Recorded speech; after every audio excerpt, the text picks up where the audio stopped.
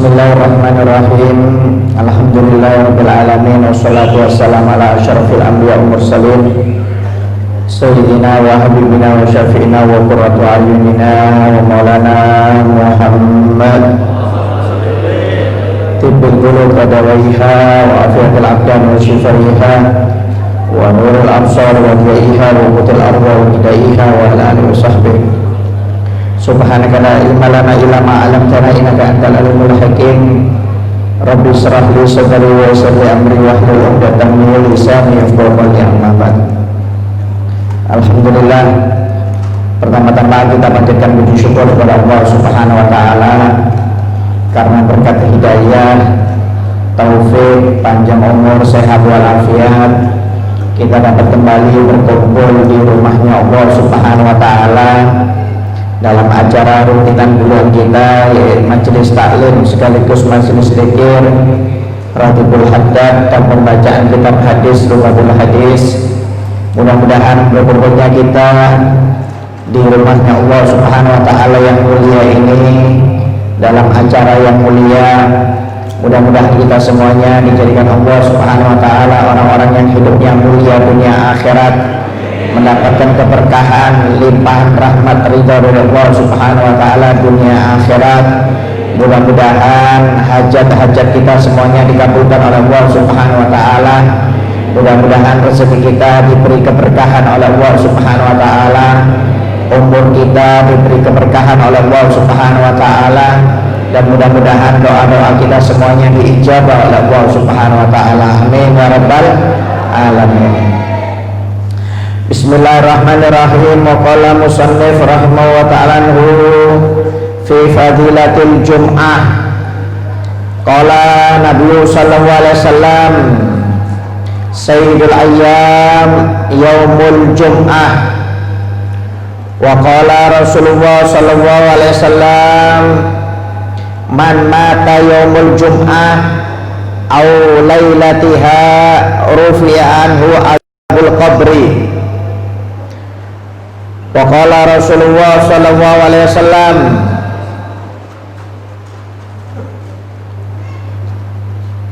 khairu yawmin talat alaihi syamsu yawmal jum'ah fihi khuliqa Adam wa fihi udkhilal jannah wa fihi ukhrija minha wa la taqumus sa'atu illa fi yawmil jum'ah. Rawahu Muslim. Bersabda Nabi Muhammad SAW tentang keutamaan hari Jumat. Rasulullah SAW bersabda, sesungguhnya hari Jumat ada pimpinan hari di antara hari-hari yang lainnya. Dan berkata Nabi Muhammad SAW, barang siapa yang meninggal dunia di malam Jumat atau di hari Jumat, maka dia akan dihindarkan dari siksa kubur oleh Allah Subhanahu wa taala. Dan berkata Nabi Muhammad SAW, sebaik-baiknya hari matahari terbit adalah hari Jumat. Di hari Jumat Nabi Adam diciptakan, di hari Jumat Nabi Adam dimasukkan surga, di hari Jumat juga dikeluarkan atau diturunkan ke bumi, dan tidak akan terjadi hari kiamat kecuali hari Jumat. Jadi hari Jumat ini kata Nabi Muhammad adalah hari yang sangat istimewa, dianggap sebagai pimpinan hari. Kata Rasulullah SAW, hari Jumat adalah pimpinan hari dalam satu minggu. Jadi Senin sampai Minggu pimpinannya adalah hari Jumat. Dan paling afdolnya hari mulai hari Senin sampai hari Minggu, paling afdolnya adalah hari Jumat, kata Nabi Muhammad SAW. Dalam hadis yang lain Rasulullah SAW bersabda, inna min afdoli ayyamikum yaumul jum'ah. Dan paling afdolnya hari di antara hari-hari kalian dalam seminggu adalah hari Jumat, kata Nabi Muhammad SAW. Dan hari Jumat ini dianggap sebagai hari raya yang diulangi setiap seminggu satu kali. Kalau hari raya tahunan adalah hari raya Idul Fitri dan Idul Adha. Tapi kalau hari raya dalam seminggu itu adalah hari Jumat. Rasulullah SAW bersabda, "Inna hadza yauma id ja'alallahu lil muslimin, faman jaa'a ilal jum'ah falyaghtasil, wa in kana tibun falyamisha minhu wa alaikum biswak." Kata Nabi Muhammad SAW, sesungguhnya hari Jumat adalah hari lebaran bagi kaum muslimin. Barang siapa yang ingin melaksanakan sholat hari Jumat, hendaknya dia mandi terlebih dahulu. Jika dia memiliki wangi-wangian atau parfum, hendaknya memakai parfum atau wangi-wangian, kemudian bersiwak, kata Nabi Muhammad SAW. Jadi hari Jumat ini adalah hari lebaran. Kalau hari lebaran itu sunnahnya pakai wangi-wangian. Ya, jadi kalau nggak pakai parfum, Pak, maaf, dalam seminggu minimal hari Jumat pakai parfum. Minimal hari Jumat pakai parfum. Jangan tiap hari pakai minyak tawon. Ya, hari Jumat pakai minyak tawon juga. Jangan. Minimal hari Jumat harus segar, harus wangi. Bahkan kata Nabi Muhammad SAW, maaf kalau kita tidak pernah mandi, minimal hari Jumat harus mandi, jangan sampai nggak mandi. Kenapa hadis ini keluar? Karena sahabat zaman dulu, ya, itu yang miskin-miskin, mereka jarang mandi, Pak, karena nggak ada rumah dan air susah. Nggak seperti sekarang, dulu nggak ada bor. Kalau sekarang tinggal ngebor keluar air, tinggal ngebor pakai alat keluar air. Zaman dulu nggak ada bor-boran. Jadi sahabat yang miskin seperti Abu Hurairah dan kelompok-kelompoknya ini rata-rata mandinya seminggu sekali. Akhirnya sahabat yang biasa mandi tiap hari ini mengeluh. Dahulunya mengeluh. Kenapa? Karena bau sahabat yang miskin ini rata-rata bau. Apalagi kalau hari Jumat sudah, ya, akhirnya mereka melapor kepada Nabi, "Ya Rasulullah, kenapa ini sahabat kok bau? Ini hari Jumat untuk sholat, mestinya harus segar." Akhirnya disunahkan oleh Nabi Muhammad minimal seminggu sekali harus mandi. Akhirnya sahabat yang miskin-miskin mandinya seminggu sekali. Mandinya seminggu sekali. Ya. Kalau di Arab, Bu, Anda nggak mandi nggak apa-apa. 3 hari nggak mandi, 3 hari nggak ganti pakaian, baju, nggak apa-apa. Tapi kalau di Indonesia jangan coba-coba, ya, karena hawanya beda. Kalau di Indonesia Anda mandi pagi aja, siang bisa bau. Minimal sore harus mandi lagi. Karena hawanya lembab kalau di Indonesia. Kalau di Timur Tengah, walaupun maaf Anda umrah haji, 3 hari pakaian nggak ganti, kaos dalam nggak ganti, nggak apa-apa. Nggak bau sama sekali. Kenapa? Memang tidak berkeringat di sana. Jadi kalau di sana minimal seminggu sekali. Kalau di sini sehari sekali. Ya, sehari sekali karena hawanya beda. Bahkan dalam riwayat yang lain kata Nabi Muhammad SAW, hari Jumat ini lebih afdal daripada hari raya Idul Fitri dan Idul Adha. Ya. Kata Nabi Muhammad SAW, "Sayyidul ayyam indahu yaumul jum'ah wa huwa a'dham min yaumin nahar wa yaumil fitri." Kata Nabi Muhammad, rajanya hari di sisi Allah adalah hari Jumat. Dia lebih agung, lebih mulia daripada hari raya kurban dan hari raya Idul Fitri. Bisa Anda bayangkan, sampai hari Jumat ini lebih afdal daripada hari raya Idul Fitri dan Idul Adha. Kalau orang nggak paham, dikira lebih afdal Idul Fitri, Idul Adha. Bukan. Lebih afdal hari Jumat. Ya, buktinya apa? Kalau orang meninggal di malam Jumat atau hari Jumat, dibebaskan dari siksa kubur. Tapi kalau meninggal di hari raya Idul Adha, Idul Fitri, nggak ada jaminan dari Nabi Muhammad SAW. Jadi menunjukkan bahwasanya hari yang paling afdal dalam satu minggu ini adalah hari Jumat. Dan hari Jumat ini bahkan kata Nabi Muhammad lebih afdal daripada hari raya Idul Adha dan Idul Fitri. Bahkan sampai-sampai kata Nabi Muhammad nanti hari kiamat itu terjadi nanti hari Jumat. Jadi kiamat itu nanti hari Jumat. Cuma nanti kalau terjadi hari kiamat, umat Islam nggak ada, semuanya sudah meninggal dunia. Dikasih angin oleh Allah Ta'ala, ketika menghirup angin tersebut umat Islam meninggal. Yang tinggal hanya orang kafir ketika menghadapi hari kiamat. Jadi umat Islam tidak mungkin menghadapi hari kiamat. Cuma kalau tanda-tanda kiamat seperti Dajjal keluar, ya Ya'juj wa Ma'juj keluar, umat Islam menangi, Pak. Ya, tapi kalau hari kiamatnya enggak. Hari kiamat itu terjadi jika tidak ada orang yang sudah mengucapkan lafaz Allah Ta'ala. Jadi umat Islam semuanya sudah dimatikan oleh Allah Ta'ala. Ya, tapi kalau Dajjal semuanya menangi nih. Ya. Dan alamat-alamat tanda hari kiamat ini sudah dekat, Bu. Maaf.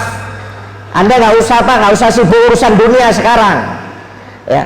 Maaf kalau kita baca kitabnya para ulama, ya. Anda kalau ingin tahu, baca itu apa di YouTube, ada Ustadz akhir zaman itu, Ustadz siapa, Zulkifli namanya. Ya. Memang kalau di dalam kitab-kitab salaf, kitab-kitab para ulama, itu Imam Mahdi nanti keluar. Kalau sudah Imam Mahdi keluar ini, Pak, Bu, kita perang besar-besaran nanti. Imam Mahdi itu sebagian dalam kitab ada mengatakan 1445 Hijriah keluar. Di Bai'at 1445 Hijriah, sekarang 1441. Ada yang mengatakan 1447. Ada yang mengatakan 1449, ada yang mengatakan 1450 Hijriah. Artinya apa? Nggak lama lagi keluar Imam Mahdi. Imam Mahdi sudah lahir dan tanda-tandanya memang sudah tampak, sudah ada, tinggal di baiat. Dan semua ulama sudah ittifaq, Pak, Imam Mahdi sudah dewasa sekarang. Ya, mungkin 4 tahun lagi di baiat, ya, mungkin 5 tahun lagi, mungkin 6 tahun lagi, ya. Kalau perkiraan dalam kitab tidak lebih dari 10 tahun dari sekarang. Jadi ini sudah akhir zaman. Kita nggak usah ngurus sibuk-sibuk dunia, ya. Nggak usah ngurus sibuk dunia. Ya, dalam riwayat nanti kalau sudah Imam Mahdi keluar, Pak, Bu, maaf, minyak bumi batu bara habis. Jadi perangnya zaman kepada seperti zaman Nabi. Motor nggak ada, Anda jalan kaki, naik sepeda, ya, atau naik kuda. Ya, kalau pengen enak bisnis mulai sekarang bisnis kuda.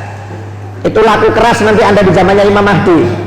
Kenapa? Kalau zamannya Imam Mahdi keluar sudah di baiat, minyak nggak ada, Pak, lampu ini nggak ada, semuanya gelap.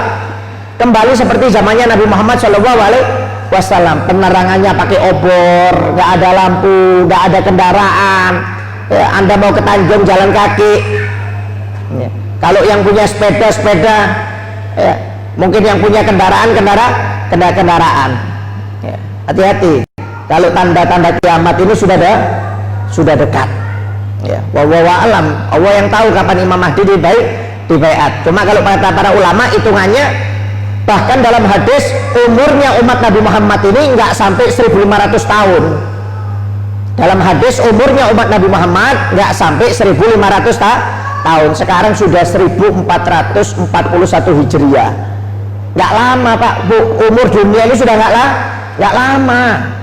Tinggal kita aja perbanyak untuk sanggup untuk akhirat. Ya. Yang jadi permasalahan itu kita menangi Imam Mahdi apa tidak. Takutnya sebelum Imam Mahdi datang kita sudah meninggal. Ya.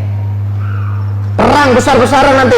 Ya, kalau dalam kata orang itu Armageddon ketiga, perang dunia ketiga, besar-besaran, Pak. Ya. Perang besar-besaran. Perang bertahun-tahun, setelah bertahun-tahun nanti umat Islam jaya di bawah bendera Imam Mahdi. Musuhnya Yahudi dan Zionis-Zionisnya. Perang bertahun-tahun itu menang. Nanti setelah menang Imam Mahdi, umat Islam semuanya kaya raya, Pak, nggak ada yang miskin. Ya, saking kayanya umat Islam di zamannya Imam Mahdi, orang miskin yang dikasih sodako itu nggak ada. Saking kayanya semuanya ini. Ya. Jadi kaya, nggak ada yang miskin. Jadi yang kaya ini bingung mau ngasih sodako ke siapa. Yang miskin sudah jadi kaya. Nggak ada orang melarat, nggak ada. Kalau di zaman Imam Mahdi setelah selesai perang. Ya. Tapi nggak usah banyak menghayal, Pak, ya. wah nanti enak ini menang Imam Mahdi kita kaya. Iya, kalau anda nggak mati dalam peperangan. Kalau anda mati dalam peperangan ya angan-angan kosong aja namanya. Ya. Nanti setelah menang Imam Mahdi keluar Ya'juj wa Ma'juj. Ya. Binatang yang hebat, sekali minum sungai habis pak, sekali minum laut habis. Ngeri Ya'juj wa Ma'juj ini. Ya. Pemakan segala. Ya. Nanti Ya'juj wa Ma'juj keluar, Dajjal keluar keliling dunia. Dajjal. Ya. Tidak ada tempat kecuali semuanya akan didatangi oleh Dajjal, kata Nabi Muhammad SAW, kecuali Mekah dan Madinah Dajjal tidak bisa masuk. Mekah dan Madinah tidak bisa masuk. Orang kafir nanti yang tinggal di Mekah di Madinah akan dikasih gempa oleh Allah, dia takut keluar dari kota Mekah dan Madinah dan akan bertemu Dajjal. Jadi yang selamat cuma umat Islam saja, tapi yang tinggal di Madinah sama Mekah. Ya, kalau tinggal di Teluk kirim salam, apalagi Teluk, ya, kirim salam pasti didatangi Dajjal. Walaupun anda sembunyi di tempat yang paling kokoh dari baja, tetap bakal didatangi oleh Dajjal, kata Nabi Muhammad SAW. Dajjal ini sakti mandraguna pak bu, ya. Sakti, ya, tangan kanannya megang neraka, tangan kirinya megang surga, kata Nabi Muhammad. Besarnya luar biasa. Jadi kita nanti disuruh beriman kepada Dajjal. Kalau nggak beriman, orang tua kita dibangkitkan dari kubur, suruh nasihati kita, ayah kita suruh nasihati kita. Kalau kita tetap nggak percaya, ibu kita dibangkitkan dari kubur, nasihati kita. Bayangkan, bisa membangkitkan orang dari kubur itu Dajjal. Cuma kata Nabi Muhammad, yang dibangkitkan bukan orang tua kita, setan yang menyerupai orang tua kita untuk memfitnah kita. Kalau kita tetap beriman kepada Allah Ta'ala, disiksa berlahan-lahan oleh Dajjal, dicabut tangan kanannya oleh Dajjal. Beriman apa enggak? Kalau enggak beriman nanti dicabut lagi tangan kanannya. Beriman apa enggak? Dicabut kakinya, dicabut kirinya, kanannya. Meninggal dunia, dihidupkan lagi kita oleh Dajjal. Ditanya lagi, suruh beriman. Sampai kita merasa enggak tahan, kalau kita lemah imannya, kita bakal beriman kepada Dajjal, mengakui Dajjal sebagai Tuhan. Tapi kalau orang yang imannya kuat, tetap walaupun disiksa dia akan bertahan, kata Nabi Muhammad SAW. Ya, makanya kita dianjurkan dalam sholat untuk jangan sampai terkena fitnahnya Dajjal. Ya, dalam tasyahud akhir sebelum sholat kan disunahkan oleh Nabi Muhammad, Allahumma inni a'udzubika min adzabil qabri wa min fitnah, Allahumma inni a'udzubika min adzabil jahannam wa min adzabil qabri wa min fitnatil mahya wal mamat wa min syarri fitnatil masyihid Dajjal. Ya Allah, aku berlindung kepadamu ya Allah dari kejelekan fitnahnya Dajjal. Kenapa? Karena banyak orang nggak tahan pak dengan fitnahnya Dajjal. Jangankan disiksa, ketika orang tuanya dibangkitkan aja dia langsung percaya, yang imannya lemah. Kalau kuat disiksa, kadang-kadang ketika disiksa nggak tahan, imannya lemah, dia beriman kepada Dajjal. Waliyadzubillah min dzalik. Kalau Dajjal orang bisa menangi umat Islam, ya, tapi kalau hari kiamat umat Islam tidak menangi. Ya. Kemudian keutamaan juga hari Jumat, saking mulianya hari Jumat ini, diharamkan mengkhususkan puasa cuma di hari Jumat, kecuali digabung dengan hari yang lainnya. Kalau dikhususkan haram. Kalau cuma puasa hari Jumat nggak mengkhususkan, maka hukumnya makruh. Makanya kalau puasa hari Jumat sendirian, bukan umpamanya hari Arafah ya atau hari Asyura, itu kalau Jumat sendirian puasa hukumnya makruh. Harus digabung Kamis dengan Jumat atau Jumat dengan Sabtu, 2 hari. Jangan puasa cuma hari Jumat. Kalau hari Jumat saja makruh hukumnya ya. Kecuali kalau hari Jumat itu hari Arafah, kecuali hari Jumat hari Asyura, nah Anda boleh, nggak ada masalah. Tapi kalau nggak ada sebab Anda langsung berpuasa di hari Jumat tanpa digabung hari Kamis atau hari Sabtunya, maka hukumnya makruh. Bahkan kalau Anda cuma berpuasa hari Jumat, nggak mau yang hari lainnya, hukumnya bisa haram pak. Kenapa? Ini hari Lebaran, hari Lebaran, jangan dibuat untuk puasa. Makanya kalau puasa di Idul Fitri, Idul Adha kan hukumnya haram, nggak boleh. Lebaran di hari puasa, di hari raya berpuasa di hari raya Idul Adha, Idul Fitri hukumnya haram. Begitu juga kalau mengkhususkan hari Jumat puasa hukumnya haram, tapi kalau tidak dikhususkan hukumnya makruh. Jadi hari Jumat ini lebarannya umat Islam, hari Sabtu lebarannya orang Yahudi, Minggu lebarannya atau ibadahnya hari umat Nasoro. Jadi kalau Jumat umat Islam, Yahudi hari Sabtu, Nasoro Nasrani hari Minggu. Ya, makanya dianjurkan kita untuk memperbanyak ibadah kepada Allah Subhanahu wa taala. Ya. Bahkan ya, orang di hari Jumat itu kata Nabi Muhammad, amal ibadah akan dilipat gandakan pahalanya oleh Allah Subhanahu wa taala. Ya, dalam hadis Rasulullah SAW bersabda, barang siapa yang membasuh pakaian dan kepalanya, kemudian mandi bergegas untuk melaksanakan sholat Jumat, menemui awal khutbah, dia berjalan bukan naik kendaraan, dekat dengan imam mendengarkan khutbah dan tidak main-main, maka setiap langkahnya dia akan mendapatkan pahala dan sholat selama 1 tahun, kata Nabi Muhammad SAW. Setiap langkah loh Pak ya, setiap langkahnya Anda dari rumah, 1 langkah itu Anda dihitung ibadah sholat 1 tahun dan puasa 1 tahun, kata Nabi Muhammad. Jadi kata Nabi Muhammad, barang siapa yang membasuh pakaiannya, maksud pakai pakaian yang bersih ya, kemudian dia mandi bergegas melaksanakan sholat Jumat, menemui awal khutbah, jadi sebelum khotib naik mimbar dia sudah duduk di depan, kata Nabi Muhammad SAW, dan keluar dari rumahnya nggak naik kendaraan, jalan kaki ya. Karena ketika dia duduk di depan, dia dengarkan khutbah, nggak tidur, nggak bicara, nggak ngobrol dengan orang lainnya, nggak mainan HP, maka setiap langkah kaki dari rumahnya, 1 langkah dihitung 1 tahun puasa, 1 tahun sholat. Bisa Anda bayangkan berapa ribu langkah itu dari rumah kita, berapa ratus langkah ya. Makanya kalau bisa Pak, jangan naik kendaraan kalau sholat Jumat ya. Kalau bisa jangan naik kendaraan, sholat di Masjid Agung, jalan kaki ya. Jam 9 sudah berangkat, kan pahalanya banyak, ya. Tanggung kalau kita deket-deket pahalanya sedikit. Mumpung ini kita mau puasa setahun nggak tahan Pak, mau sholat setahun nggak tahan, tahajud aja nggak pernah, kan lumayan. Kalau dapat pahala besar, 1 langkah dapat 1 tahun puasa, 1 tahun sholat, kata Nabi Muhammad SAW ya. Makanya rugi kalau kita nggak bergegas-gegas melaksanakan sholat Jumat dalam keadaan bersih semuanya, pakaiannya yang bagus, jangan pakaian yang kemarin-kemarin, yang bersih ya, yang bersih. Bahkan Imam Malik, gurunya Imam Syafi'i, setiap hari Jumat Pak pakaiannya baru, nggak mau pakaian bekas. Bayangkan Imam Malik itu saking hormati hari Jumat, setiap Jumat pakaiannya baru Pak.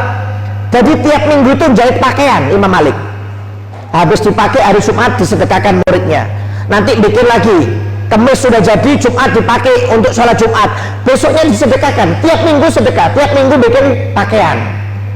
Bayangkan ya, kalau kita mau ikut-ikutan kan mungkin nggak mampu Pak ya, kalau mau ikut-ikutan mungkin nggak mampu, tapi minimal pakaiannya yang bagus, pakaiannya yang bersih, dan disunahkan untuk berpakaian putih, jangan pakaian warna. Kalau pakaian warna itu untuk sholat Idul Adha dan Idul Fitri. Kalau Idul Adha Idul Fitri Anda sholatnya Pak jangan pakai warna putih, sunnahnya pakai pakaian warna ya. Ibu-ibu ini kalau sholat Idul Adha sampai Idul Fitri itu pakaiannya warna, bapaknya juga, cuma jangan kembaran sama ibunya pink, bapaknya ikut pink ya, ibunya ungu, bapaknya ikut ungu, jangan ya. Bapaknya warna hijau kah, hijau muda, hijau tua ya, ibunya pink, nanti bapaknya merah tua atau apa ya, nanti dikira perempuan lagi kalau pakai warna pink ya. Kalau lebaran sunnahnya pakaiannya warna, tapi kalau hari Jumat sunnahnya putih.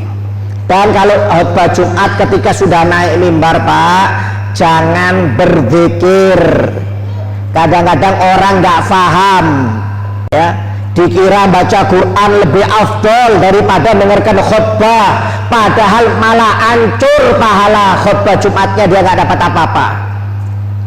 Nggak boleh kalau sudah imam, sudah khatib naik mimbar, zikir saja nggak boleh, baca Quran nggak boleh. Nanti kalau sudah selesai, kenapa? Dengarkan khutbah ini sebagai pengganti 2 rakaat duhur. Makanya ketika khotib sudah naik mimbar, nggak boleh ngobrol. Jangankan ngobrol, baca Quran nggak boleh, baca dzikir nggak boleh. Ini kadang-kadang orang, maaf ya, namanya orang awam ya, sering kadang-kadang saya lihat orang sambil pegang tasbih. Ketika khotib sudah naik mimbar sambil megang tasbih, dengarkan khutbah sambil zikir, subhanallah, subhanallah, subhanallah. Apa ini? Malah rusak akhirnya. Kata Nabi Muhammad, jika engkau sudah mendengarkan khotib di mimbar, diam dan jangan berbicara. Diam, jangan berbicara. Berbicara ini semuanya, walaupun dengan dzikir nggak boleh, kecuali ketika imam menyebut nama Nabi Muhammad, Anda boleh sholawat, Allahumma sholli ala Muhammad. Tapi kalau imam tidak mengatakan nama Nabi Muhammad, Anda jangan sholawat. Dzikir, diam. Hati-hati, ini banyak orang nggak paham, Pak. Negur saja ke sampingnya nggak boleh. Hush, diam, jangan banyak omong. Itu aja sudah hilang pahala Jumatnya, Pak. Ya, kalau negur jangan berbicara, kasih isyarat, jangan sampai keluar bicara. Hati-hati. Makanya kata Nabi Muhammad, ansitu wasma'u. Ya, jika kalau sudah khotib naik mimbar, diam dan dengarkan, bukan diam melamun, diam tidur. Ya, diam dan dengarkan khutbahnya. Ya. Anda aja ketika maaf Pak khotib sudah naik mimbar, Anda sholat qobliyah Jumat, haram hukumnya, dosa. Yang boleh itu cuma tahiyatul masjid. Jadi ketika khotib sudah naik mimbar, tidak ada sholat kecuali tahiyatul masjid. Kalau Anda cuma sholat tahiyatul masjid boleh, setelah itu langsung duduk dengarkan khotib.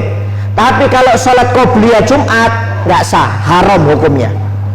Bayangkan, qobliyah Jumat aja ketika khotib sudah di mimbar, sudah ceramah, nggak boleh kok. Yang boleh cuma tahiyatul masjid saja. Ya, hati-hati.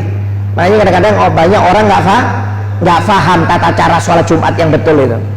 Ya. Dan di hari Jumat disunahkan Bu untuk sodakoh. Ya, karena sodakoh di hari Jumat itu seperti sodakoh di bulan Ramadan. Jadi kalau Anda sodakoh di bulan Ramadan kan pahalanya besar, nggak sama seperti sodakoh di bulan-bulan yang lainnya. Begitu juga sodakoh di hari Jumat itu pahalanya besar, seperti Anda bersedekah di bulan Ramadan dengan perbedaan di bulan-bulan yang lainnya.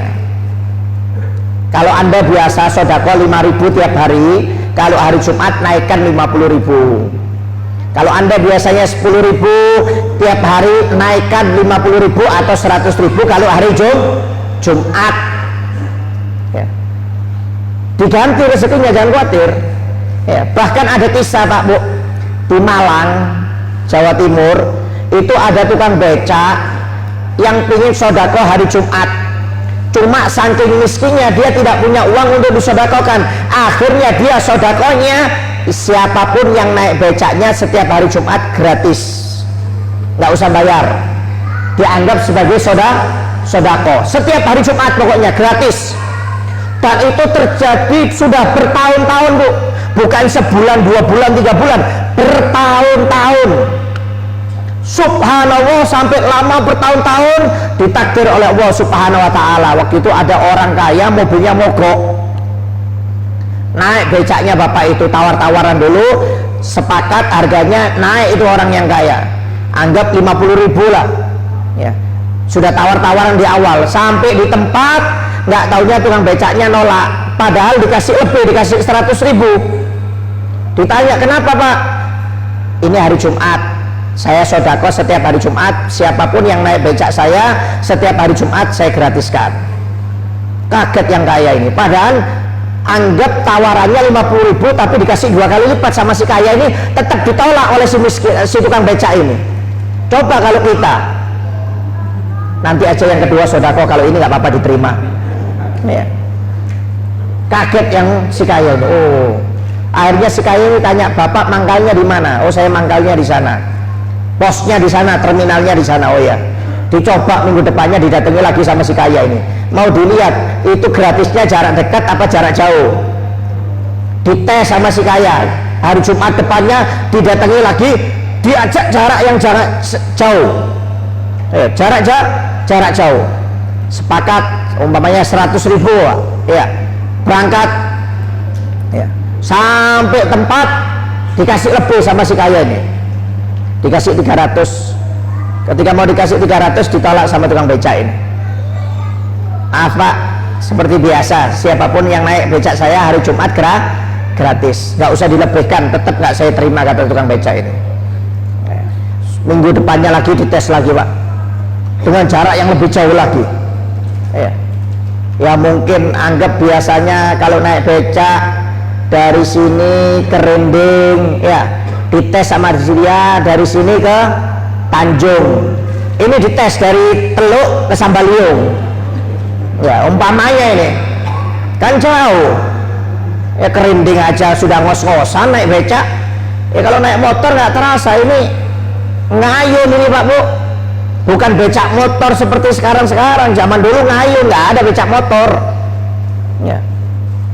Sepakat kasih 500 ya, ongkos becaknya, berangkat jauh 1 jam mungkin perjalanan, bapaknya itu ngengkol 1 jam, sudah sampai di tempat dikasih 2 juta.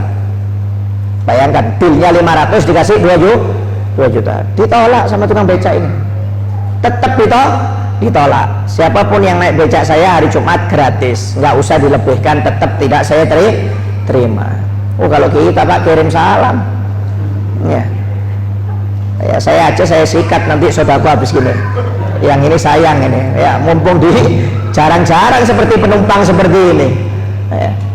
Subhanallah, karena memang ikhlasnya tukang becak ini, si kaya ini akhirnya berangkatkan haji tukang becak ini plus haji plus dengan istrinya, diberangkatkan haji plus sama si kaya. Jadi orang yang kaya ini memang mau lihat betul nggak ini niatnya, apa cuma main-main, apa jarak dekat. Ternyata setelah dites betul, walaupun jarak jauh bahkan dilebihkan dengan uang yang banyak, tidak diterima. Akhirnya tergugah yang kaya ini, tukang becak ini sama istrinya diberangkatkan haji plus Pak. Padahal maaf kata tukang becak itu, saya aja kalau haji biasa belum tentu bisa, saking susahnya untuk biaya makan itu. Cuma gara-gara sodako setiap hari Jumat dikasih rezeki yang luar biasa oleh Allah Subhanahu wa Ta'ala, yang tidak pernah dipikir oleh tukang becak tersebut. Diberangkatkan haji plus Pak, bukan haji biasa loh, haji fit ya, haji fit. Bisa Anda bayangkan ini kisahnya apa ini, di Malang, bukan main-main ya. Makanya maaf Anda yang nggak punya uang umpamanya ya, apa yang bisa digratiskanlah. Anda jualan sembako hari Jumat, sembakonya gratis ya, umpamanya yang jualan sate hari Jumat gratis ya, cuma dibatasi 50 tusuk kah, 100 tusuk, jangan semuanya gratis, bangkrut nanti terakhir ya. Atau dikasih bonus, kalau hari Jumat beli 3 gratis 1 ya, beli 5 gratis 1. Intinya sodako, kalau hari Jumat itu sodako. Jadi kalau maaf nggak pernah sodako tiap hari, minimal hari Jumat jangan sampai nggak sodako, rugi. Minimal hari Jumat kalau bisa sodako. Ini sudah seminggu nggak pernah sodako, hari Jumat nggak sodako lagi, waliyadzubillah min dzalik. Ya, ada yang lebih parah lagi, sudah nggak pernah sodako, hari Jumat nyolong celengan masjid ya, celengan masjid dirampok. La haula wala quwata illa billah. Banyak Pak ini Pak perampokan celengan masjid ini. Di Masjid Kartini kemarin 2 kali kena, di Al Mugharrabin Karangmulya 2 kali juga kena, dirampok celengan masjid, dirampok. Yang dirampok bukan manusia, Allah Ta'ala, uangnya Allah Ta'ala yang dirampok Pak. Boga inget mati kayak ini orang ini, ngerampok uangnya orang aja sudah haram, apalagi uangnya Allah Ta'ala ini, uangnya masjid. Akalnya itu di mana? Ini kalau orang sudah nggak tahu agama, cuma pikirannya dunia ya seperti ini yang haram pun disikat sama dia, waliyadzubillah min dzalik. Padahal kalau uang haram diambil, ya bahasanya dia mengambil dari cara yang diharamkan oleh Allah Ta'ala, nggak ada barokahnya sama sekali Pak. Maaf, itu bakal jadi penyakit untuk orang tersebut, bakal jadi penyakit, habis uangnya untuk berobat itu bakal. Atau kalau enggak dia akan terkena berbagai macam musibah, problem dari Allah Subhanahu wa Ta'ala, waliyadzubillah min dzalik. Kenapa? Rezekinya nggak ada barokahnya. Kalau rezeki barokah itu sedikit, kalau dimakan Pak sehat badan, insya Allah nggak pernah sakit, dikasih barokah oleh Allah Ta'ala. Ya, hati-hati, ya, ini sudah nggak pernah sedekah, ya, Jumatnya nyolong sandal, ya, nyuri sandal, ada aja hari Jumat pokoknya yang dicuri itu, waliyadzubillah min dzalik. Ya, oleh karena itu dianjurkan untuk setiap hari Jumat untuk sedekah. Ya, manfaatnya banyak Pak Bu. Sedekah ini manfaatnya banyak, untuk melancarkan rezeki, untuk tolak balak musibah yang akan turun kepada kita, untuk menyobati penyakit-penyakit kita, kata Nabi Muhammad SAW. Sedekah itu minimal kembalinya 10 kali lipat kalau dalam hadis, tapi kalau dalam Al-Quran 700 kali lipat Pak Bu. Orang kalau sedekah pasti dikembalikan uangnya oleh Allah Ta'ala. Kalau nggak kembali uang, maka akan dijadikan sedekah itu sebagai tameng tolak balak yang akan turun kepada orang tersebut. Anda Bu, makanya sedekah itu tiap hari, kata Nabi Muhammad, setiap Anda mau keluar kerja atau keluar dari rumah, dianjurkan sedekah, kata Nabi Muhammad, setiap paginya. Kenapa? Untuk tolak balak. Jadi kalau Anda keluar dari rumah Bu Pak, sedekah, kemudian sebenarnya Anda di hari itu ditakdirkan kecelakaan, berkat sedekah yang Anda keluarkan Anda nggak jadi kecelakaan. Atau mungkin kecelakaannya berat, tapi berkat sedekah yang Anda keluarkan di pagi hari diperingan oleh Allah Subhanahu wa Ta'ala kecelakaannya. Itu fungsinya sedekah. Makanya sedekah itu bukan berarti kembali ke uang, juga untuk menahan balak musibah yang akan turun kepada kita. Makanya dalam hadis sahih, sedekah itu setiap hari kalau bisa, walaupun cuma 1000, dan sedekah ini bisa mengobati penyakit dalam tubuh kita Pak Bu. Kata Nabi Muhammad, dawu mardakum bisedekah, obati penyakit kalian dengan sedekah. Silahkan Anda sakit ke dokter, berobat, ikhtiar, nebus obat, silahkan. Cuma sedekahnya jangan lupa. Ini obat dari Nabi. Kadang-kadang orang berobat gak sembuh-sembuh, atau mungkin mestinya kalau pakai obat sebulan, gara-gara sedekah seminggu sudah sembuh. Mestinya kalau pakai obat mungkin seminggu baru sembuh, gara-gara sedekah sambil minum obat 2 hari sembuh. Sedekah itu untuk mempercepat. Sampai pernah dikisahkan ada orang sakit datang kepada Sayyidina Ali bin Abi Thalib. Dia sakit, kata Sayyidina Ali, kamu mau sembuh? Iya wahai Sayyidina Ali, keluarkan sedekahmu 100 dirham. Wah, kata orang ini kebanyakan 100 dirham.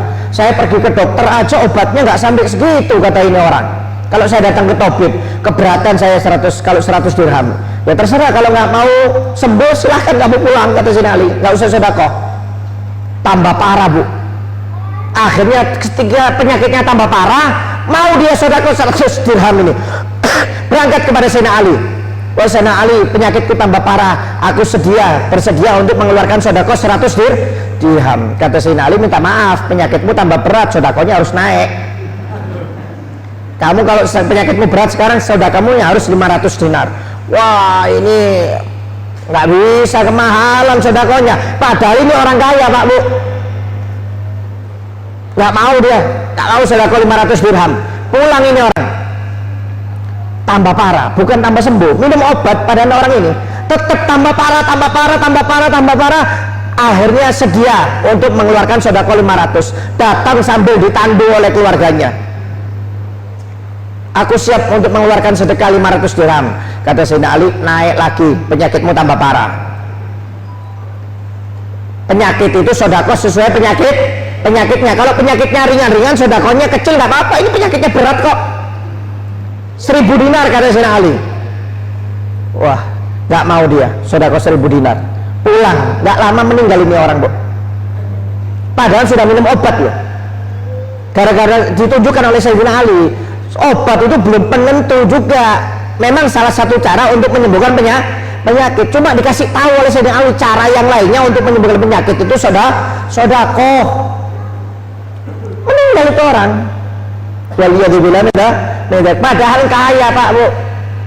Apa artinya sedekah kalau dia kaya banyak uangnya untuk menyembuhkan penyakit? Iya, kalau miskin hitung-hitungan masih pantas. Ini kaya kok mau hitung-hitungan. Mana Anda lihat orang kalau kaya hitung-hitungan Pak untuk berobat berapa M dikeluarkan, nggak masalah, yang penting dia sembuh ya. Kalau uangnya banyak nggak usah perhitungan, tapi kalau kita maaf pas-pasan, silahkan sedekah semampunya. Bahkan sampai pernah dikisahkan di Timur Tengah itu ada seorang perempuan terkena kanker leukemia Pak, kanker darah, divonis oleh dokter umurnya tinggal 6 bulan, harus tambah darah dan kemoterapi. Bisa Anda bayangkan kanker leukemia ya. Akhirnya ketika perempuan tersebut mau kemoterapi pertama kalinya ya, beberapa hari sebelumnya itu perempuan itu punya pembantu ya. Pembantu ini baru kerja 2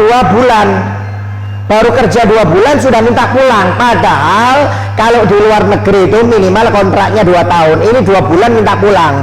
Ditanya, kenapa kamu baru kerja 2 bulan kok minta pulang? Kata majikannya yang kena kanker ini, perempuan ini, karena waktu aku melahirkan anakku itu aku langsung berangkat ke sini, ke Saudi untuk menjadi TKW, dan aku tidak pernah melihat anakku menyusui apa, nggak pernah. Ketika melahirkan langsung saya titipkan kepada orang tua saya langsung berangkat.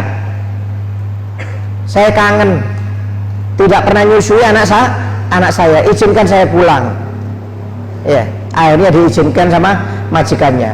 Bukan diizinkan juga, dikasih gaji uang 2 tahun oleh majikannya. Ini saya kasih kamu gaji uang 2 tahun, pulang kamu nggak apa-apa.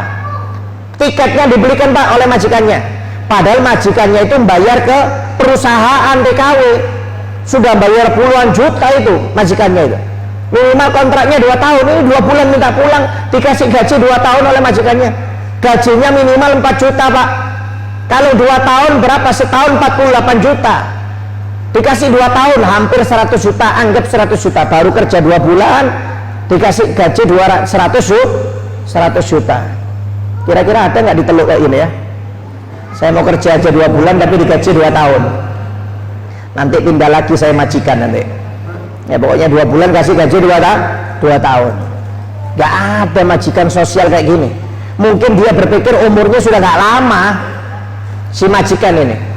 Kalau mungkin majikannya ini sehat, mungkin pikirannya beda, bakal marah dia dan tidak mungkin diizinkan. Cuma karena subhanallah memang dia mungkin sudah berpikir mati nggak lama, umurnya tinggal 6 bulan ya, diizinkan ini perempuan ini TKW ini pulang akhirnya. Subhanallah, ketika mau kemoterapi sama tambah darah ya, transfusi darah, nggak taunya ketika dicek di MRI penyakitnya nggak ada, dikira rusak alatnya oleh rumah sakit, pindah ke rumah sakit lain, di MRI lagi nggak ada. Sampai 3 kali MRI, penyakit kankernya nggak ada Pak ya, penyakit kankernya nggak ada. Dokternya sampai bingung, loh kamu ini minum obat apa kok penyakit kankermu itu nggak ada, orang hasilnya positif kok, ini kok sampai hilang. Si perempuan ini juga bingung. Akhirnya dia ingat hadis Nabi, dawu mardokum bisodako, obati penyakit kalian dengan sodako. Oh, ini mungkin gara-gara saya sodako dengan itu pembantu saya kemarin mau pulang saya kasih gaji 2 tahun padahal baru kerja 2 bulan. Mungkin gara-gara itu saya disembuhkan oleh Allah Ta'ala. Subhanallah, pantes penyakitnya kanker, sodakonya 100 hilang ya, sesuai penyakitnya. Ini penyakit stroke, sodakonya 10.000. 10.000 ini keselio Pak.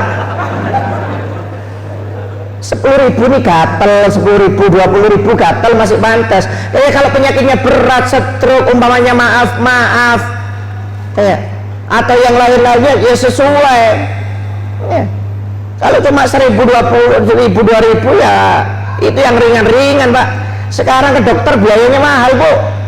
Saya aja radang, kena penyakit radang ini, maaf ke dokter tek 150.000, tebus obat 3,5, lu 500. Itu habis obatnya, belum sembuh, datang lagi ke dokter 2 kalinya, tek 150.000. Ambil lagi, dikasih obat dosis lebih tinggi 500, 2 kali baru sembuh. Itu radang, habis 1 juta lebih, baru radang loh, belum yang lainnya ini. Kadang-kadang makanya saya kalau radang mau ke dokter ini mikir, ini jangan-jangan 500.000 lagi ini nanti ini. Sudah minum madu aja, sudah minum madu, minum jeruk, pokoknya mau sembuh terserah, pokoknya minum herbal, nggak tahu dia sembuh sendiri. Daripada 500 ini sama obatnya ini. Terus sekarang berobat nggak ada artinya, Bu, uang kita, Pak. Maaf. Anda penyempitan jantung aja masuk 1 ring, 1 biji ring itu 75 juta. Kadang-kadang sekali masuk 5 ring, Pak. Bayangkan sekali masuk 375 juta. Itu ringnya aja, belum operasinya itu. Nggak mati 500. Kalau nggak punya BPJS, waduh, kirim salam sudah. Apalagi sekarang BPJS nggak menerima penyakit jantung, tambah kirim salam. Ya, sudah naik iurannya, banyak yang ditolak penyakitnya. Ya. Ngeri sekarang berobat ini, nggak ada artinya uang. Makanya dianjurkan kita setiap harinya sodako supaya tubuh kita sehat, kata Nabi Muhammad SAW. Walaupun cuma 1.000, walaupun cuma 2.000, yang penting tiap hari. Dan kalau hari Jumat dilebihkan sodakohnya, jangan disamakan dengan hari-hari yang lainnya, ya. Dan hari Jumat perbanyak sholawat kepada Nabi Muhammad SAW. Perbanyak sholawat, kata Nabi Muhammad, perbanyak sholawat di malam yang cerah dan di malam yang terang dan hari yang cerah, yaitu malam Jumat dan hari Jumat. Perbanyak sholawat. Kalau sudah jarang sholawat, malam Jumat minimal sholawatan, malam Jumat atau hari Jumat. Jadi Pak, Bu, kalau Jumat itu hitungannya mulai malam, ya. Kalau dalam Islam itu mulainya malam, bukan pagi jam 12 malam ketemu jam 12 malam, bukan. Itu kalau hitungan orang luar, hitungannya orang kafir. Tapi kalau hitungannya dalam Islam, mulai maghrib hari Kamis itu sudah masuk hari Jumat, ya. Maghrib Kamis itu sudah masuk hari Jumat. Makanya kalau puasa, Anda lihat, puasa dulu apa sholat tarawih dulu? Sholat tarawih dulu. Sholat tarawih itu masuknya bulan Ramadan. Jadi maghrib pertama kali itu sudah dihitung Ramadan, makanya tarawih dulu baru puasa. Begitu juga Kamis sore maghrib, Kamis maghrib ketika adzan itu sudah masuk malam Jumat. Kapan berakhirnya? Yaitu adzan maghrib di hari Jumat.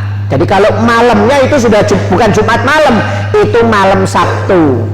Jadi pahalanya sudah beda. Jadi kalau mau ibadah itu mulai maghrib malam Jumat sampai Jumat sore atau sebelum adzan maghrib di hari Jumat, itu pahalanya beda dengan hari-hari yang lainnya, ya. Oleh karena itu perbanyak ibadah di hari Jumat, sholawat, ya, kemudian baca surat kahfi, sodakoh, dan perbanyak doa di hari Jumat, karena doa di hari Jumat dan malam Jumat tidak ditolak oleh Allah Ta'ala. Ada 5 malam yang barang siapa berdoa di 5 malam tersebut, doanya tidak akan ditolak, ya, kata Imam Syafi'i. Yang 4 datangnya setahun sekali, yaitu malam lebaran Idul Adha, malam lebaran Idul Fitri, malam nisfu Sya'ban, dan malam pertama bulan Rajab. Malam pertama bulan Rajab. Yang 4 datangnya setahun sekali, yang 1 datangnya seminggu sekali, yaitu malam Jumat. Makanya malam Jumat dianjurkan untuk memperbanyak doa. Karena apa? Doa di malam Jumat hajatnya dikabulkan oleh Allah Subhanahu wa Ta'ala, ya. Ingat, malam Jumat adalah, atau hari Jumat adalah hari lebaran, bukan hari angker, ya, seperti di film-film, ya. Ini hati-hati malam Jumat, ini setan gentayangan. Nggak ada setan gentayangan malam Jumat, Pak. Yaitu malam lebaran ini, malam Jumat ini disuruh perbanyak ibadah. Memang oleh orang-orang kafir otak kita ini mau dirusak, seakan-akan malam Jumat itu banyak setannya, padahal malam Jumat itu adalah hari lebaran, hari raya kita, dianjurkan untuk senang-senang dan memperbanyak ibadah kepada Allah Subhanahu wa Ta'ala, bukan hari angker. Hati-hati hari Jumat banyak tuyul, ya, banyak pocong, banyak apa lagi, ya, banyak apa itu namanya, yang makan bayi itu benar, kuyang, ya umpamanya ini, ya. Kalau kata orang Kalimantan kuyang, kalau kata orang Bali leak, leak. Kalau leak itu memang nyata, Bu, ya. Kawan saya memang banyak yang melihat leak itu. Ya, saya punya kawan itu di Singaraja, di Bali, di Singaraja, itu perkampungannya kanan kirinya itu perkampungan non muslim. Dulu setiap ada bayi lahir pasti hilang, setiap ada bayi lahir pasti hilang, nggak mungkin nggak, Pak, saking hebatnya santet di perkampungan tersebut. Jadi yang di tengah ini perkampungan muslim, yang ini non muslim, jadi banyak dukun-dukun hebat di perkampungan luar muslimin. Jadi kalau leak di Bali itu cuma kepalanya aja, kemudian lehernya kelihatan ususnya, isinya dalam perut, tubuhnya nggak ada, jadi cuma kepala sama isi perut itu terbang kemana-mana itu. Pasti kalau bayi lahir di perkampungan muslim hilang. Akhirnya itu kawan datang kepada salah satu guru saya, tanya resep apa supaya perkampungan ini dijaga. Akhirnya suruh baca Rotib Haddad atau Rotibul Atos. Kalau ingin dijaga, baca Rotibul Haddad, Rotibul Atos, insya Allah itu santet gak akan bisa masuk perkampunganmu.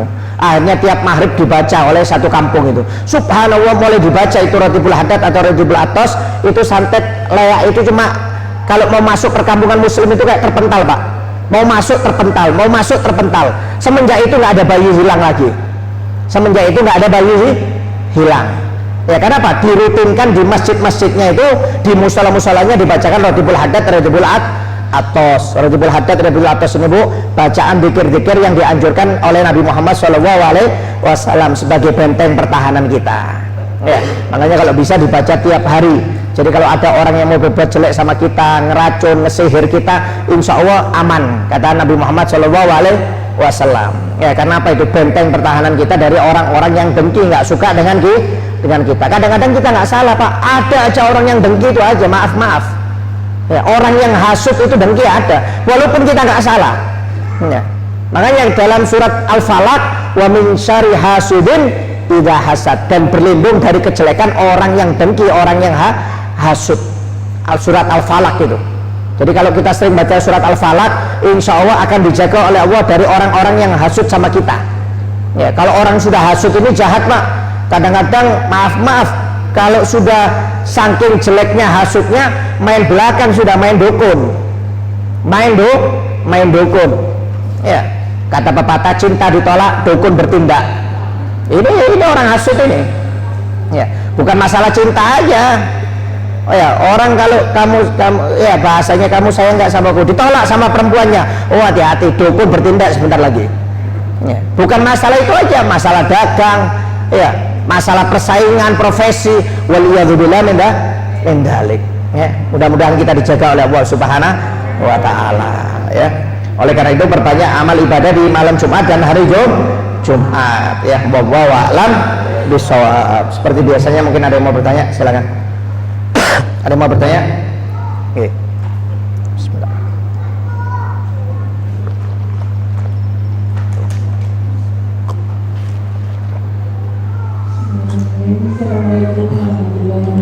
Waalaikumsalam warahmatullahi wabarakatuh. Berkenan dengan hari Jumat, saya ingin menanyakan, kalau dulu saya masih di zaman itu, di kamar saya Jumat, di sana itu ibu-ibunya atau perempuannya sholat Jumat. Kemudian setelah saya di kamar ini, saya tidak ada perempuan atau ibu yang sholat Jumat.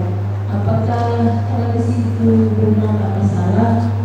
Kemudian kalau sholat Jumat saat ada di masjid, bapak-bapak yang sudah di masjid, apakah ibu-ibu di rumah sholat berjamaahnya bersama dengan adzan di masjid, atau setelah menunggu sholat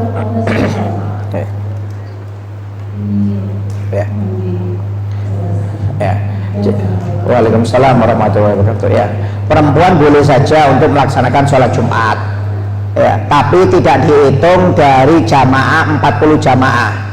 Ya, jadi kalau ada sholat Jumat itu kan minimal 40 orang laki-laki, ya, 41 orang laki-laki. Jadi kalau ada perempuan di sana itu sah dia sholat Jumatnya, tapi tidak boleh termasuk dari 40 itu.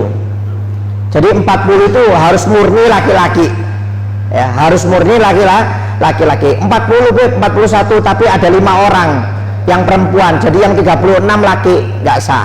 Jadi murninya laki-lakinya minimal 41 orang.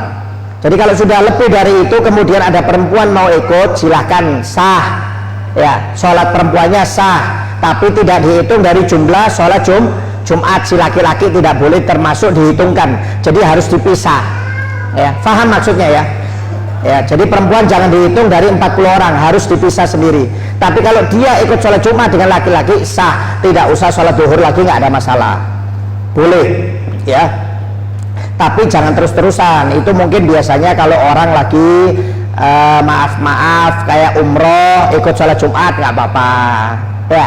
Mungkin pas keluar kota, mungkin ada ziarah tur, kemudian ikut sholat Jumat di masjid, silahkan, nggak ada masalah. Tapi jangan terus-terusan tiap Jumat hadir sholat Jumat, ya. Afdolnya itu tetap di rumah, ya. Perempuan tetap sholat duhur, bukan sholat Jumat, sholat duhur di rumah. Kapan boleh sholat Jumat? Ya ketika adzan pertama kali dikomandangkan itu sudah masuk waktunya Jumat atau duhur. Maka ketika adzan dikomandangkan, boleh seorang perempuan untuk melaksanakan sholat duhur, tidak usah menunggu bubaran Jumatan, ya, tidak usah menunggu bubaran sholat Jumat. Jadi adzan sudah selesai, Anda langsung boleh sholat duhur, nggak ada masalah, ya, boleh. Jadi tidak usah menunggu sholat Jumat laki-laki selesai di masjid, ya. Jadi boleh-boleh aja, ya, nggak ada masalah. Jadi sholat perempuan sholat Jumat boleh, sah, ya, dihitung sah sholatnya. Kemudian kalau dia sholat di rumah, maka ketika selesai adzan maka dia boleh langsung melaksanakan sholat duhur, walaupun yang di masjid masih di tengah-tengah khutbah, nggak ada masalah, sah, ya, karena kita tidak sholat Jumat. Kecuali kalau kita sholat Jumat, nah itu nggak boleh sholat duhur di tempat tersebut. Setelah selesai si khotib selesai, baru kita sholat Jumat. Ada lainnya? Ada lainnya?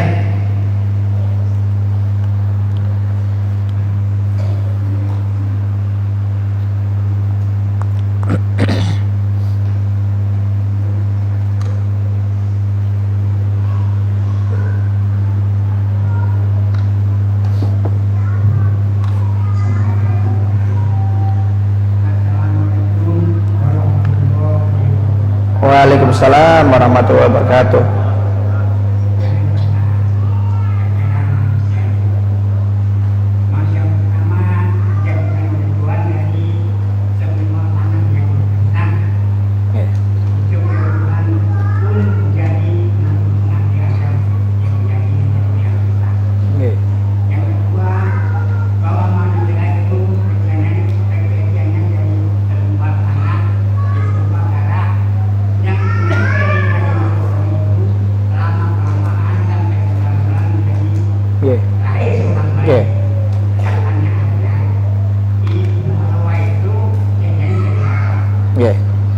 Ya, jadi kan Nabi Adam itu kan diciptakan oleh Allah Ta'ala dari tanah aslinya, kan manusia dari tanah, diciptakan dari tanah, kembali ke tanah, itu manusia. Sedangkan kita memang asli bapak kita Nabi Adam itu dari tanah, tapi kalau kita ini kebanyakan dari cairan, segumpal cairan, kemudian bertemu dengan sel telur, kemudian jadi segumpal darah, jadi segumpal daging keluar tulang-tulang, kemudian diselimuti dengan kulit, baru ditiupkan ruh, ya. Jadi ada prosesnya memang, ya. Kalau Nabi Adamnya memang dari tanah. Pertanyaannya, Nabi Siti Hawa dari apa? Siti Hawa diciptakan dari tulang rusuk belakang Nabi Adam alaihissalam, diciptakan dari tulang rusuk belakang Nabi Adam alaihissalam, ya. Jadi Siti Hawa ini bukan diciptakan dari tanah. Kalau Nabi Adamnya memang asal usulnya dari dari tanah. Tapi kalau Siti Hawanya ini dari tulang rusuk, dari tulang rusuk Nabi Adam alaihissalam. Nah, pertemuan antara Nabi Adam dengan Ibu Hawa ini akhirnya terjadi keturunan yang banyak. Ini yang dinamakan proses secara ilmu kedokteran. Cairan laki-laki bertemu dengan cairan perempuan, jadi segumpal darah, segumpal daging, ya, kemudian keluar tulang belulang, kemudian ditutupi dengan kulit kembali, kemudian ditutupkan roh. Ini adalah pertemuan antara Nabi Adam dengan Siti Hawa sampai sekarang. Jadi kalau Nabi Adam asal usulnya memang diciptakan dari tanah, kalau Siti Hawa dari tulang rusuknya Nabi Adam. Jadi dari tulang rusuk, ya. Jadi dari tulang rusuk, ya. Dan Siti Hawa itu dari tulang rusuk, ya. Siti Hawa ini cantiknya luar biasa, melebihi bidadari surga. Dalam riwayat Siti Hawa ini cantiknya melebihi bidadari surga. Makanya ketika Nabi Adam melihat Siti Hawa pertama kali langsung jatuh cinta, ya. Mau dipegang kata Allah Ta'ala belum halal, harus menikah dulu. Nabi Adam tanya, gimana syaratnya menikah? Harus ada maharnya. Apa maharnya? Sholawat kepada Nabi Muhammad SAW. Ya, jadi maharnya pernikahan Nabi Adam dengan Siti Hawa itu bukan emas 1 kilo 24 karat, tapi sholawat kepada Nabi Muhammad SAW. Ya, kalau sekarang kan mahar aneh-aneh. Ya, maharnya aneh-aneh. Ya, minta rumah maharnya, ini maharnya aja rumah, gimana jur-jurannya ini, ya, apa namanya kalau kata orang itu apa? Panai, apa enggak, apa kalau jur-juran apa itu? Apa namanya? Ya itulah, nggak tahu saya. Ya. Kalau kata orang Jawa itu lamaran, ya lamaran, ya itu perjujuran. Kalau zaman dulu gampang, nggak terlalu bermasalah seperti itu, nggak terlalu bermasalah. Zaman sekarang aja tambah akhir ini tambah dipersusah. Orang mau menikah dipersusah, ya. Zaman sekarang bahkan di Timur Tengah itu Pak Bu, maaf, Anda kalau nggak punya emas 1 ember itu nggak bisa kawin. Di satu kota di Saudi itu, Anda nggak punya emas 1 ember, nggak bisa kawin dengan perempuan, Pak. Nggak bisa kawin. Bisa Anda bayangkan. Tapi tingkat perceraian di kota tersebut paling tinggi. Kenapa? Karena mereka berpikir materialistis. Ya, yang penting uang banyak, ternyata banyak cerai. Dikira uang ini bikin mereka bahagia. Nggak taunya banyak yang cerai. Waliyatubillah min dzalik. Ya, makanya kata Nabi Muhammad, kalau kita mau mengawinkan anak kita, keluarga kita, jangan dipersusah. Orang yang paling bagus adalah orang yang paling memurahkan maharnya, kata Nabi Muhammad SAW. Ya, jangan dipersusah. Yang penting halal, bismillah. Ya, daripada nanti terjadi perzinahan, hamil di luar nikah, waliyadzubillah min dzalik. Ya, bukan berarti kalau lamarannya sedikit menjatuhkan martabat, bukan. Rezeki itu Allah yang ngatur, Pak. Ya, iyakun fuqara yunikumullah. Jika kamu miskin akan dikayakan oleh Allah Subhanahu wa Ta'ala. Ya, kalau perlu maharnya seperti Nabi Adam, sholawat kepada Nabi Muhammad SAW. Ya, cuma ini nggak ada ini kirim salam kalau mahar seperti ini, ya. Itu cukup Nabi Adam dan Siti Hawa. Ya. Kalau kita paling maharnya cincin, ya itu aja. Yang lainnya ada yang bertanya? Oh ya, sebentar. Siapa, Bang? Ya. Waalaikumsalam warahmatullahi wabarakatuh. Saya mau nanya perihal tentang sedekah, Pak Ustaz. Jadi kan sedekah banyak bentuknya. Jadi yang saya tanyakan tentang prioritasnya, misalnya kita membuat mindset bahwa sedekah itu lebih penting bagi keluarga kita sendiri, keluarga kita yang membutuhkan gitu. Jadi ada mindset di depannya lebih baik keluarga sendiri gitu daripada orang lain, itu gimana? Ya, kata Nabi Muhammad SAW, barang siapa yang bersedekah kepada orang lain tapi tidak bersedekah kepada keluarganya yang dekat, padahal dia membutuhkan, berarti seperti orang tidak bersedekah, kata Nabi Muhammad SAW. Memang betul sedekah itu harus keluarga terlebih dahulu. Jangan Anda sosial kepada orang lain, jarcor, paman bibiknya banyak yang miskin nggak makan, kakak adiknya banyak yang miskin, ponakannya banyak yang miskin. Jangan seperti itu. Yang didahulukan itu keluarga dulu. Jadi kalau sudah keluarga, jangankan sedekah, zakat itu kalau didahulukan keluarga dulu. Kalau Anda mengeluarkan zakat sedekah, Anda lihat paman bibi Anda siapa yang nggak mampu, kakak adik Anda siapa yang nggak mampu, keponakan Anda, sepupu Anda, cari yang nggak mampu. Kalau sudah dikasih, baru orang lain. Saya Pak, kalau zakat nggak mau keluar lain dulu, keluarga dulu. Saya kalau zakat sedekah keluarga dulu, saya hitung semuanya keluarga, baru kawan-kawan, baru tetangga, baru yang lainnya. Seperti itu. Ya, harus didahulukan keluarga. Jadi keluarga harus diperhatikan. Prioritas utama adalah keluarga. Kalau orang tua, tanggung jawab kita.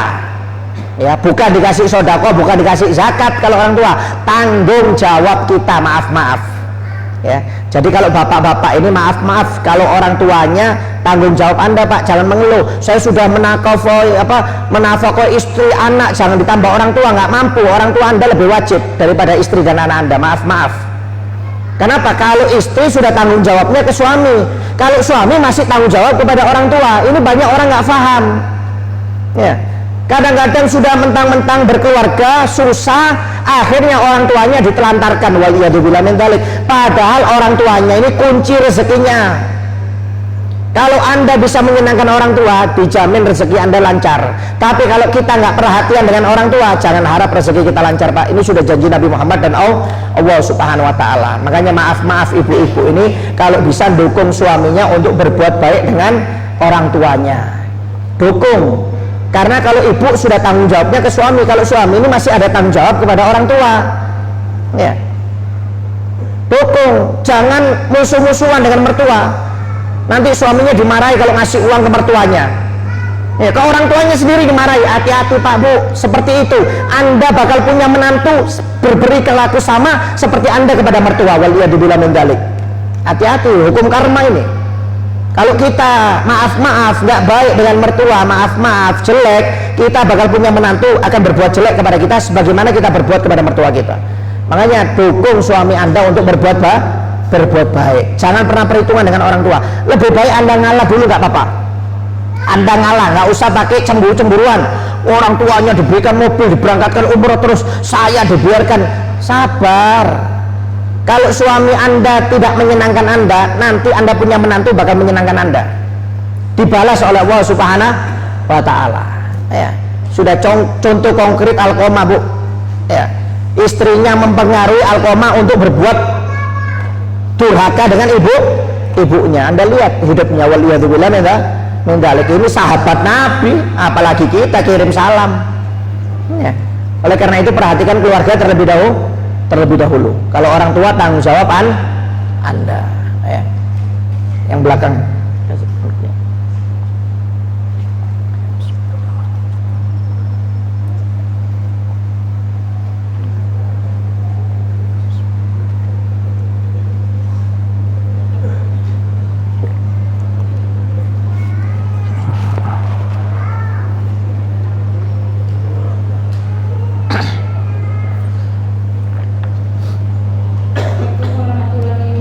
Waalaikumsalam warahmatullahi wabarakatuh. Bapak Habib, saya ini mau bertanya terlepas dari tema kita Oke. tadi.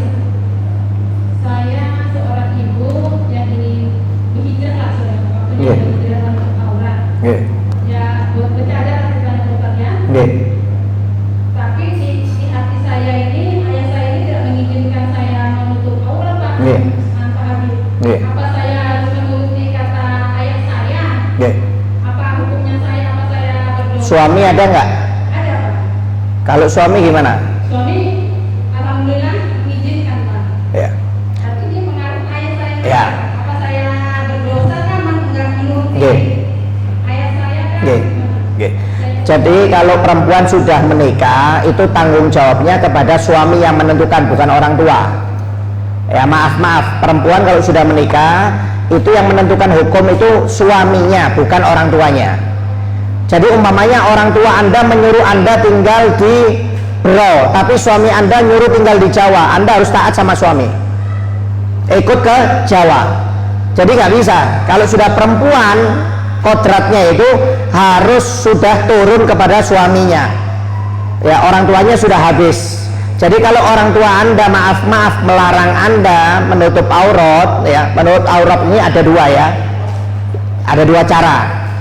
Menurut Imam Syafi'i ada dua cara. Yang pertama berhijab seperti Anda, ya, tertutup semuanya, kecuali mata, kadang ada yang tertutup semuanya. Yang kedua wajah dan dua telapak tangan, seperti orang sholat. Itu minimal itu, ya. Itu minimal aurat perempuan adalah wajah dan kedua telapak tangan. Ini minimal harus tertutup. Jadi maaf kalau suami Anda, orang tua Anda suruh buka aurat, yang minimal aja suruh buka, tidak wajib Anda taati. Karena tidak ada ketaatan kepada manusia untuk bermaksiat kepada Allah Ta'ala, nggak usah taat, nggak apa-apa. Jadi kalau suami Anda nyuruh buka kerudung, kelihatan rambutmu, harus kelihatan kalau keluar, biar kelihatan anggun, nggak usah dituruti, ya. Atau suami Anda nyuruh maaf kamu nggak usah sholat, sudah nggak usah dituruti. Kenapa? Menyuruh kita untuk berbuat maksiat, ya. Jadi taat kepada suami itu jika tidak melanggar koridor perintah Allah Subhanahu wa Ta'ala. Tapi kalau melanggar, Anda tidak wajib taat, ya. Jadi kalau seperti Anda, Bu, kalau sudah bersuami, yang menentukan adalah suami Anda.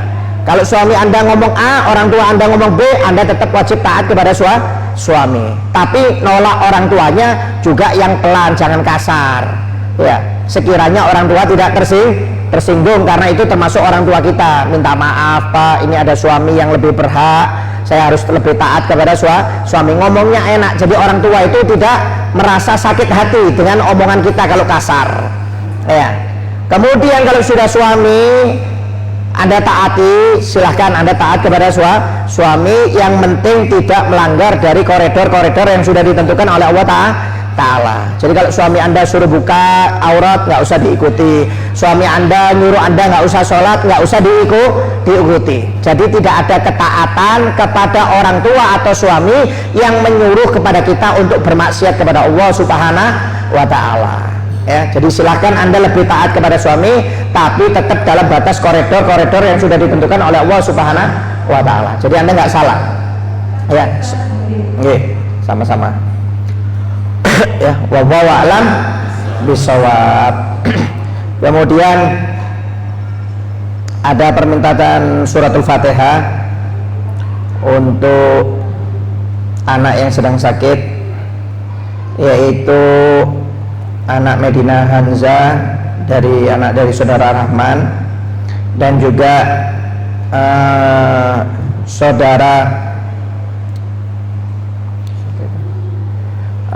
sampai alam ya Allah, Bang Edi yang sedang sakit juga, ya. Juga mungkin jika kita yang sedang sakit, atau orang tua kita, suami istri kita, anak-anak kita yang sedang sakit, tetangga kita, keluarga kita, teman kita yang sedang sakit, mudah-mudahan penyakitnya diangkat oleh Allah Subhanahu wa Ta'ala, ya, disemberi kesembuhan zahir maupun batin, sehat walafiat oleh Allah Subhanahu wa Ta'ala. Allahumma isfi anta syafi wa afi antal mu'afi la shifa'ni la shifa'u shifa' la yurusakum man wa'alaman min syarri nabi wa nabi syarril Fatihah. A'udzubillahi minasyaitonir rajim. Bismillahirrahmanirrahim. Bismillahirrahmanirrahim. Maliki yaumiddin. Iyyaka na'budu wa iyyaka nasta'in. Ihdinas siratal mustaqim. Shiratal ladzina an'amta 'alaihim ghairil maghdubi 'alaihim waladdallin. Amin. Rabbana taqabbal minna innaka samiul alim wa tub 'alaina innaka at-tawwabur rahim. Wa sallallahu alaihi wasallam wa ala alihi wasallam. Walhamdulillahi rabbil alamin. Taqabbalallahu minkum